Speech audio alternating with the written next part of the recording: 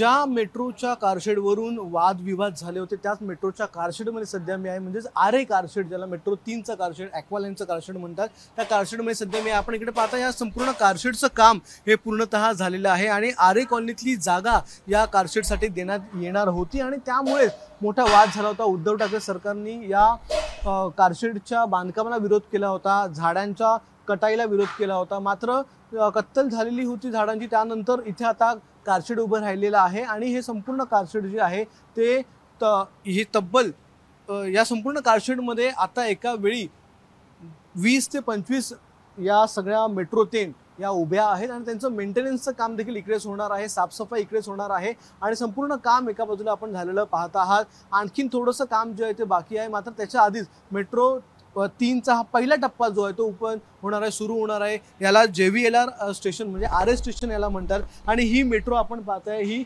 अल्स्टम कंपनीने बांधलेली मेट्रो आहे आणि या अल्स्टम कंपनीच्या मेट्रोचे अनेक रेक हे सध्या उपलब्ध झालेले आहेत. पहिला टप्पा सुरू करण्यासाठी जितक्या रेकची आवश्यकता आहे तितके सगळे रेक सध्या या मेट्रो 3कडे म्हणजे MMRC कडे उपलब्ध झाल्यामुळे आता पहिला टप्पा सुरू होणार आहे.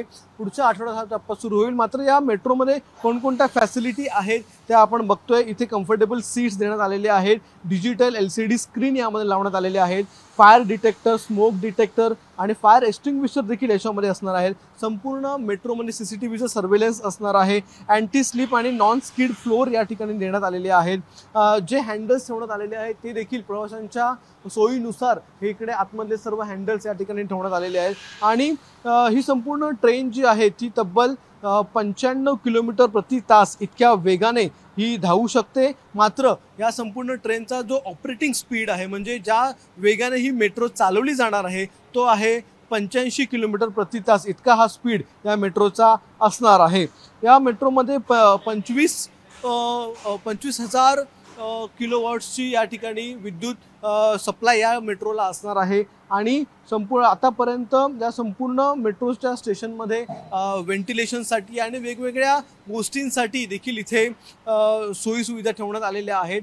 चांगल्या प्रकारची उत्तम सोय या ठिकाणी करण्यात आलेली आहे आणि आता ही मेट्रो जी आहे ती बनवून तयार झालेली आहे. पहिला टप्पा याचा सुरू होणार आहे या सिप्सपासून, JVLR RS स्टेशनपासून ते थेट हा टप्पा जो आहे तो BKC पर्यंत असणार आहे आणि 98% काम पूर्ण झाल्यामुळे पुढच्या आठवड्यात पंतप्रधान नरेंद्र मोदी यांच्या हस्ते या मेट्रो मार्गिकेचं लोकार्पण होईल. कॅमेरामन विनेश अक्षय भाटकर, ABP माझा, मुंबई. ABP माझा, उघडा डोळे बघा नीट.